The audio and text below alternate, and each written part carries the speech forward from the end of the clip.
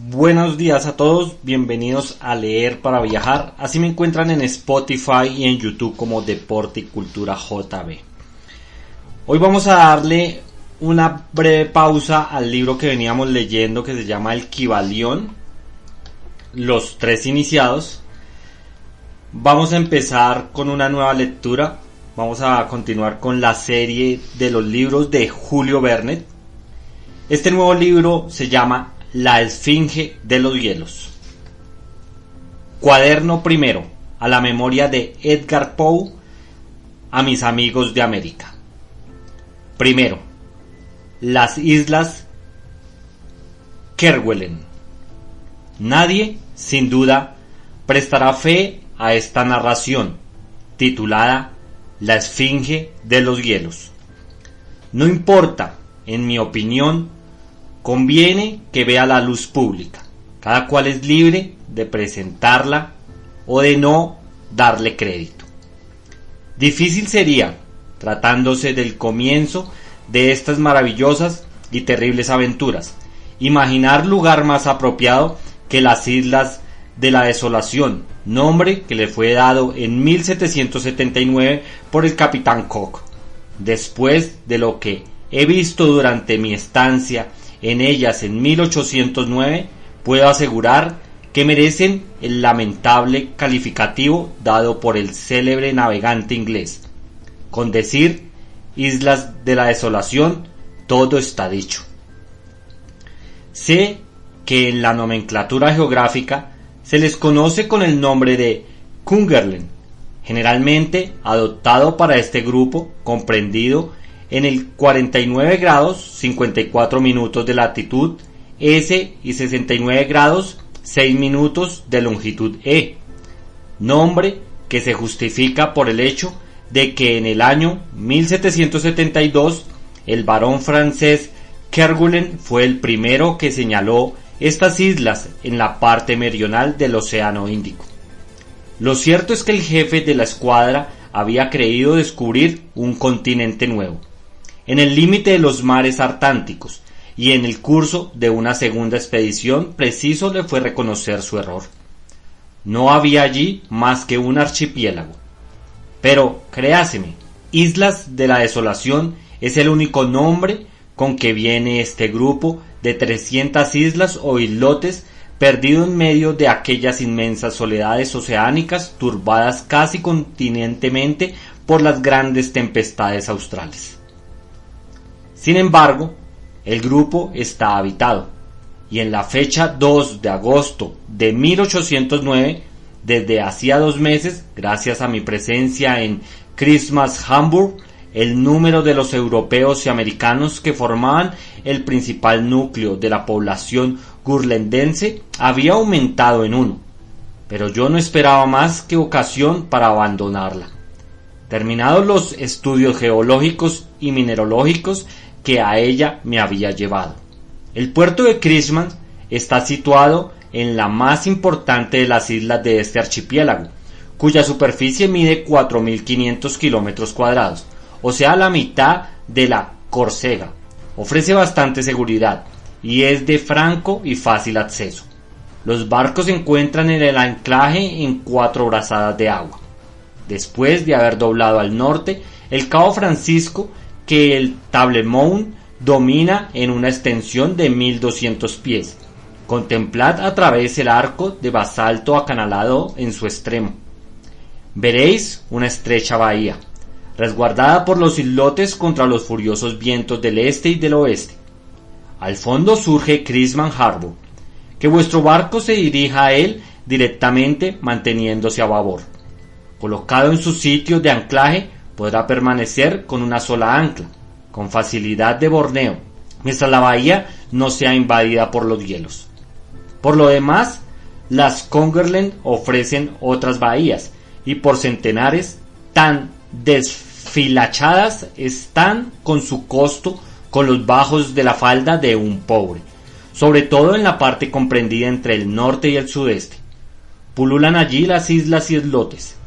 Todo el suelo de este archipiélago de origen volcánico se compone de cuarzo, mezclado de una piedra azulada. Llegado el estirio, nacen verdes musgos, líquenes grises, diversas plantas fanerógamas, fuertes y sólidas sacifragas. Un solo árbol vegeta allí, una especie de berza de un gusto agrio que inútilmente se buscaría en otros países. Existen allí los terrenos que convienen en su roquerrey y los pájaros bobos, y otros cuyas bandadas innumerables pueblan estos parajes. Vestidos de amarillo y blanco, la cabeza hacia atrás y con sus alas que figuran las mangas de un traje, estos estúpidos volátiles parecen desde lejos una fila de monjes en procesión a lo largo de las playas. Las Kerguelen poseen además otros representantes del reino animal.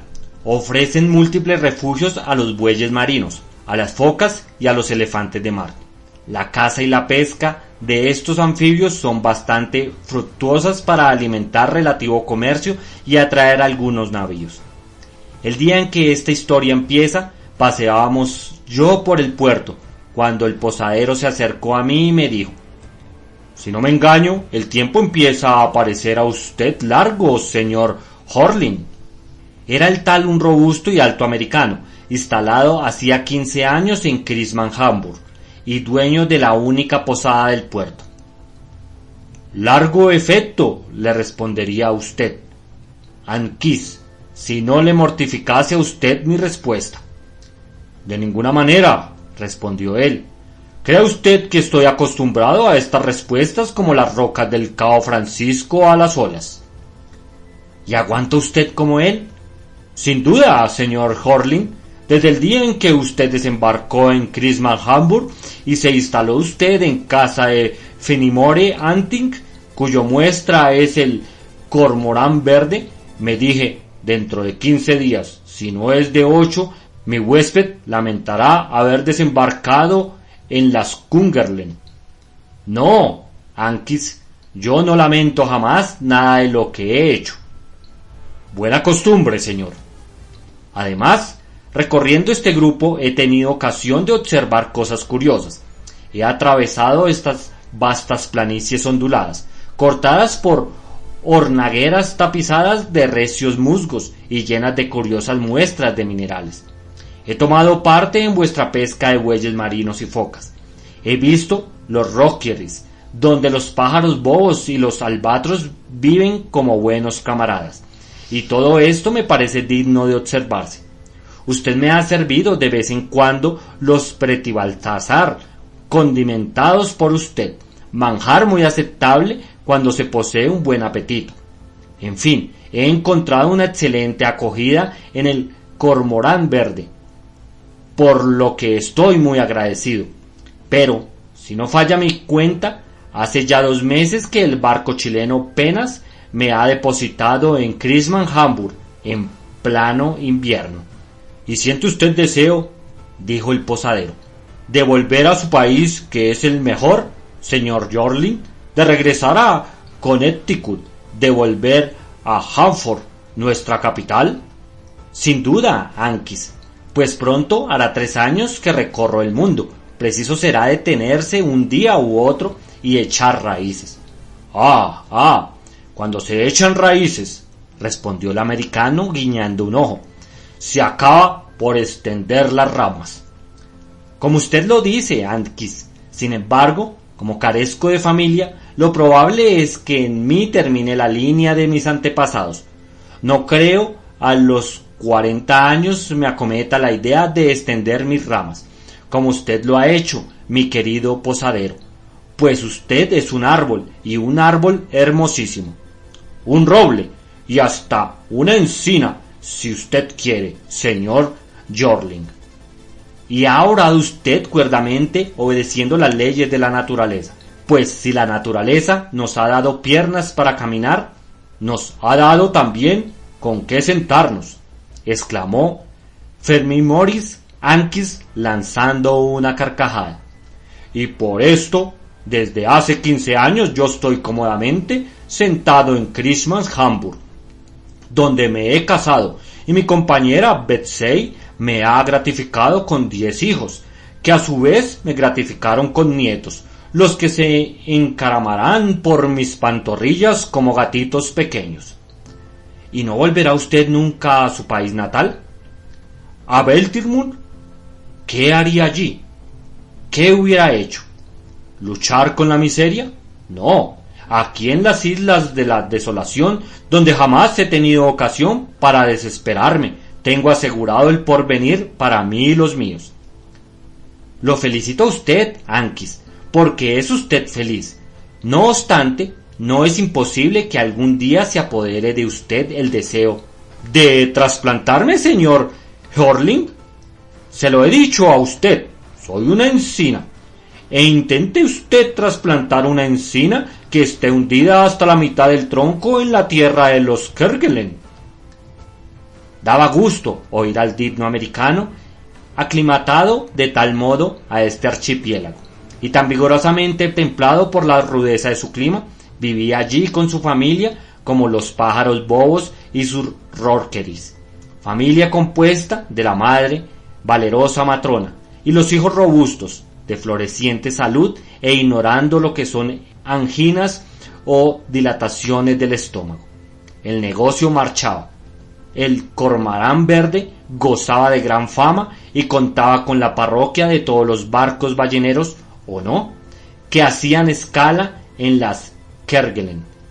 Les proveía de cebo, de grasa, de alquitrán, de brea, de especias, azúcar, té, conserva, whisky y ginebra. Inútilmente se hubiera buscado otra posada en Schirmans-Hamburg. En lo que se refiere a los hijos de Femimore Anquis, eran carpinteros, veleros, pescadores y cazaban anfibios, que perseguían en el fondo de todos los pasos durante la estación cálida. Eran, en suma, bravas gentes que obedecían su destino. En fin, Anquis, y para concluir, dije yo, estoy encantado de haber venido a las Kungerlen.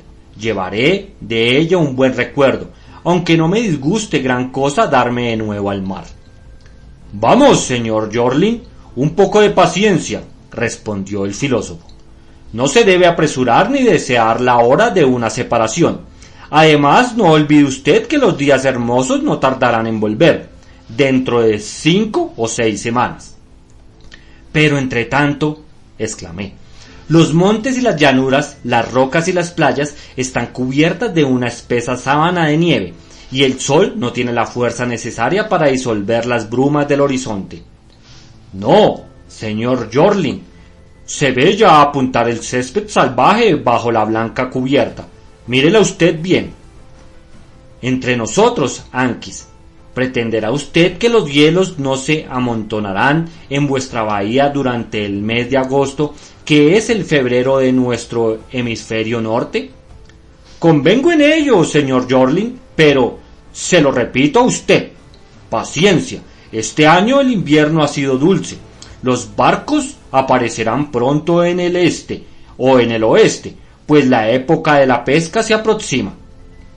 El cielo le oiga a usted, Anquis, y guíe a un buen puerto al navío que no tardará, la goleta Albrane. Capitán Lengui, añadió el posadero, un valiente marino, aunque inglés. En todas partes hay buena gente, y que se habitúa en el cormarán verde. ¿Cree usted que la Albrane será señalada antes de 8 días al través del Cabo Francisco, señor Jorling? Y si así no sucede, es que el capitán Lengui no existirá, y de no existir este, será porque la Ambrain se habrá ido a pique entre las Kungerlen y el Cabo de Buena Esperanza. Y después de hacer un expresivo gesto que indicaba que semejante eventualidad estaba fuera de todo lo probable, Femirong Anquis se separó de mí. Esperaba yo que las previsiones de mi posadero no tardarían en realizarse. El tiempo se me hacía largo. A creerle, se relevaban ya los síntomas de la buena estación, buena para estos parajes, como se comprende, aunque el yacimiento de la isla principal esté casi a la misma latitud que el de París en Europa y en el Quebec en Canadá. tratase aquí del hemisferio meridional y se sabe que, efecto de la órbita elíptica que describe la Tierra, uno de cuyos centros ocupa el Sol, este hemisferio es más frío en invierno que el hemisferio septentrional y también más cálido que en verano. Lo cierto es que el periodo invernal es terrible en las Kurgeln a causa de las tempestades y que la mar se hiela allí durante varios meses. Por más que la temperatura no sea de un extraordinario rigor, siendo la media de 2 grados centígrados en el invierno y de 7 en el verano como en las Falklands o en el Cabo de Hornos. No hay que decir que durante este periodo Christmas Hamburg y los otros puertos no abrigan un solo barco. En la época de que hablo, los estirmes eran aún raros. Respecto a los veleros, cuidadosos de no dejarse bloquear por los hielos, iban a buscar los puertos de la América del Sur, en la costa occidental de Chile o los de África, más generalmente Cape Town, del Cabo de Buena Esperanza.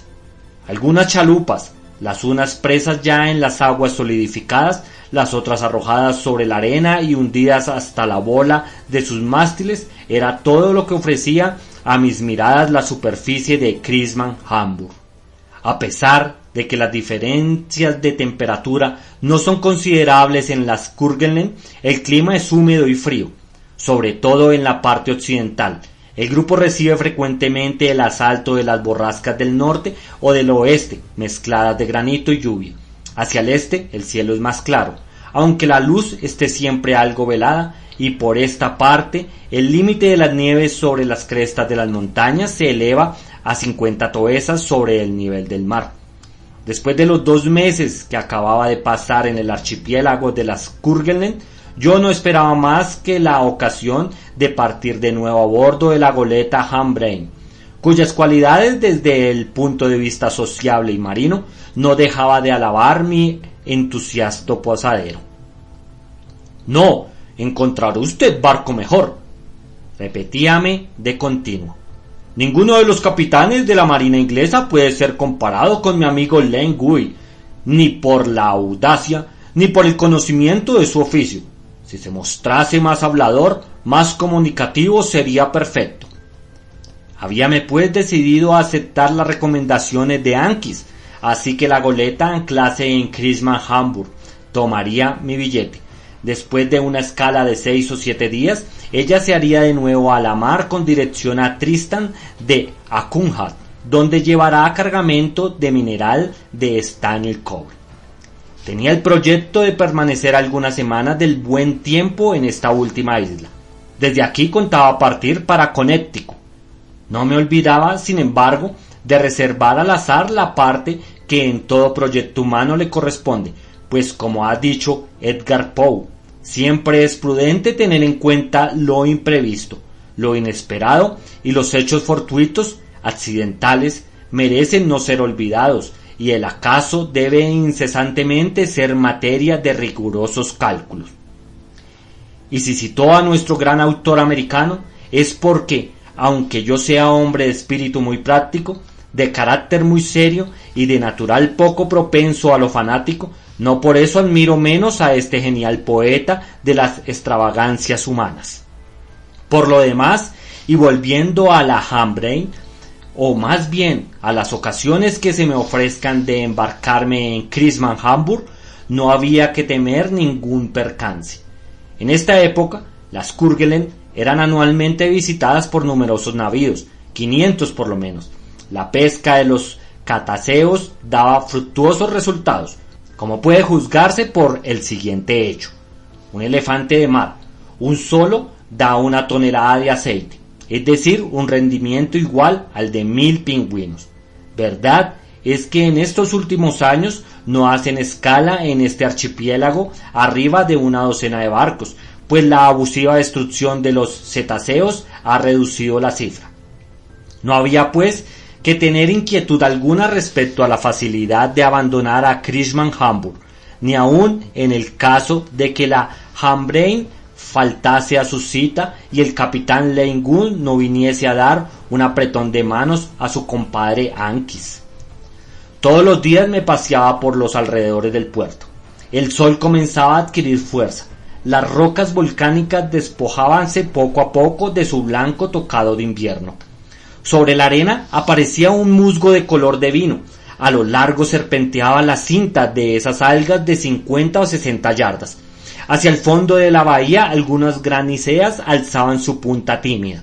Entre otras, la leya, que es de origen andino, a más de las que produce la tierra fuginense, y también el único arbusto de este suelo, del que ya he hablado, esa col gigantesca tan preciosa por sus virtudes contra el escorbuto. En lo que concierne a los mamíferos terrestres, pues los mamíferos marinos abundan en estos parajes, yo no había encontrado uno solo, ni batracios ni reptiles, únicamente algunos insectos, mariposas y otros, y sin alas, por la razón de que, antes que pudieran utilizarlas, las corrientes atmosféricas las llevaban a la superficie de las agitadas olas de estos mares. Una o dos veces me había embarcado a bordo de una de esas sólidas chalupas con la que los pescadores afrontan los ramalazos de viento que baten como catapultas las rocas de las Kerguelen.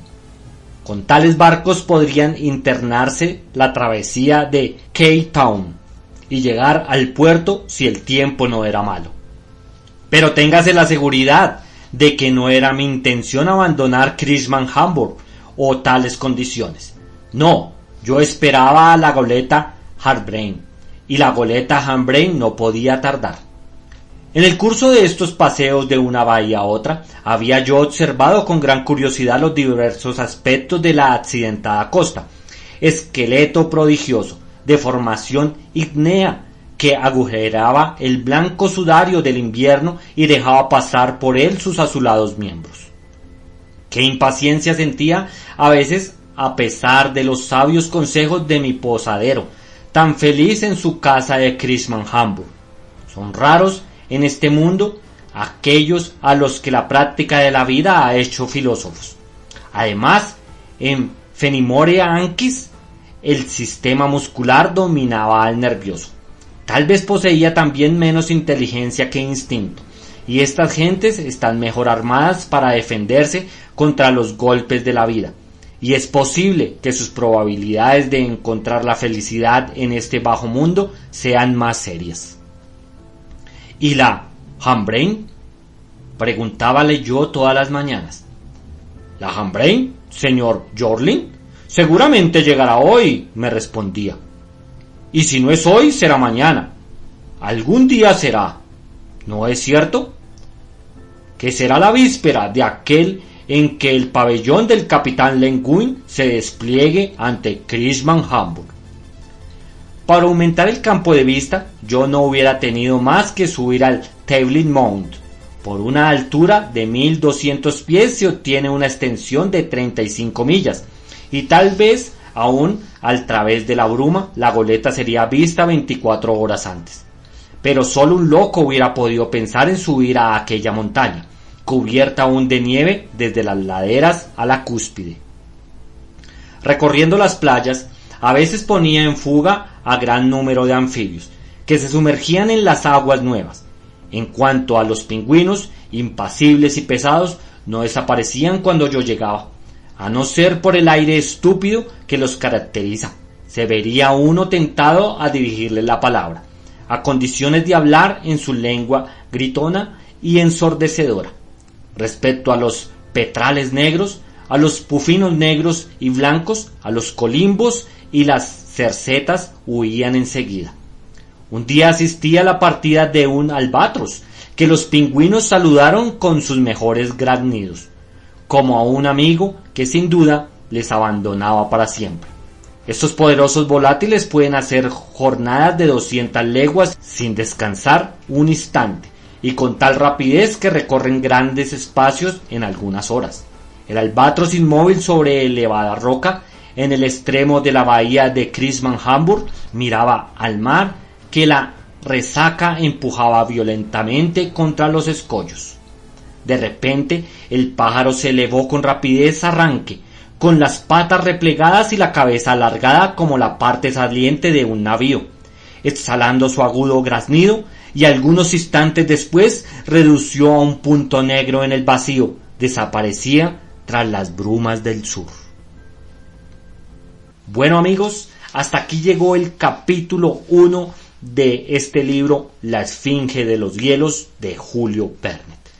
Este primer capítulo estuvo muy interesante. Por lo visto, este libro es de gran interés y nos va a llevar a aventurarnos a una nueva historia de este grandioso escritor. Si tienen alguna pregunta o algún comentario, con mucho gusto los leo en el canal de YouTube. Gracias, hasta la próxima.